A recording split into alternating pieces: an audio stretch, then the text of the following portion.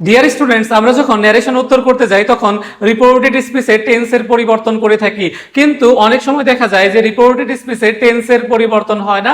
আজকের ভিডিওতে কোন ক্ষেত্রে রিপোর্টেড স্পিচে টেন্সের পরিবর্তন হবে না ন্যারেশন করতে হলে এই বিষয়টা নিয়েই আলোচনা করব।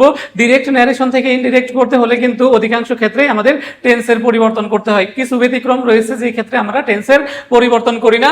এরকম একটা ব্যতিক্রম হচ্ছে, দেখো যে রিপোর্টিং ভার্ব, মনে রাখবে, দেখো রিপোর্টিং ভার্ব যদি কোন টেন্সে থাকে, ফিউচার টেন্সে থাকে, দেখো টেন্সে থাকে, তবে কি হবে না, রিপোর্টেড স্পিচের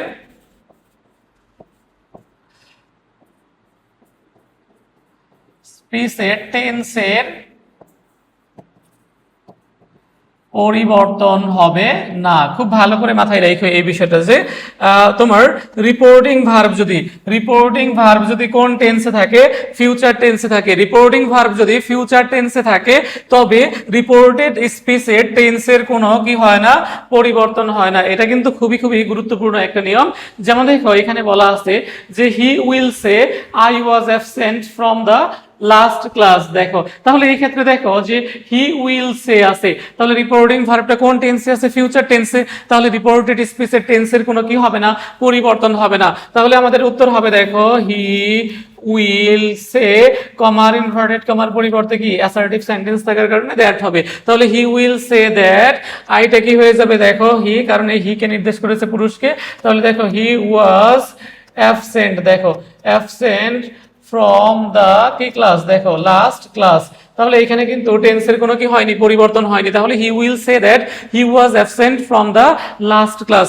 তাহলে রিপোর্টিং ভার্ব ফিউচার টেন্সে থাকলে রিপোর্টেড স্পিচের টেন্সের কোনো কি হবে না, পরিবর্তন হবে না। অনুরূপভাবে দেখো যে he will have said I went home yesterday. তাহলে এখানে তোমরা অনেকে সেড দেখে ভাবতে পারো যে পাস্ট টেন্সে আছে কিনা, না, এটা দেখো যে ফিউচার টেন্সে আছে। দেখো উইল আছে, উইল হ্যাভ আছে, দেখো তাহলে ফিউচার পারফেক্ট টেন্সে আছে এটা। তাহলে দেখো আমাদের এটা যদি রূপান্তর করি তাহলে কি হবে, দেখো যে ইনডিরেক্ট করলে he will have said, assertive সেন্টেন্সে কমা আর ইনভার্টেড কমার পরিবর্তে কি হবে, দ্যাট হবে। তাহলে he will have said that, আইটা কি হয়ে যাবে, দেখো হি, এই পাস্ট ইনডিফিনাইটেই থাকবে, দেখো টেন্সের কোনো পরিবর্তন হবে না। তাহলে হি ওয়েন্ট, দেখো যে হোম, দেখো ইয়েস্টারডে থাকলে কি হয়, the previous day, the previous day হবে, দেখো দ্য প্রিভিয়াস ডে। তাহলে দেখো যে he will have said that he went home the previous day. তাহলে এই ক্ষেত্রে কিন্তু আমরা টেন্সের কোনো পরিবর্তন করিনি। দেখো যে পাস্ট টেন্সে ছিল, রিপোর্টেড